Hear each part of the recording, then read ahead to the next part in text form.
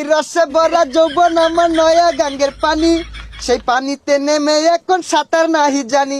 এই হাঙ্গা বইবা নাকি? এই হারাম দাদা চাই দেখ আমি কেডা। ইয়ে সভ্য না গেন্দা তুই। কোনো ব্যাপার না, ছেলেদের চোখের আবরুচ্ছে, ছেলেদের পর্দা করা ফরজ। এই আমরা তাহলে ভুল হরতাছি, আঙ্গুর পর্দা হরা উচিত। এই এই দুপুর বেলা এটা কার বই বইয়ে ঘাস কাটাচ্ছে?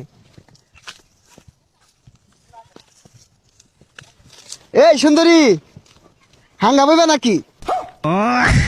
এ সর্বনাশ, সাগরের বাপ দু চরিত্র এটা রুম খারাপ, আঙ্গুর সামনে তুই কত বালা ব্যবহার করে। ও কথা কইতাছ না, তার মানে রাজি নাকি?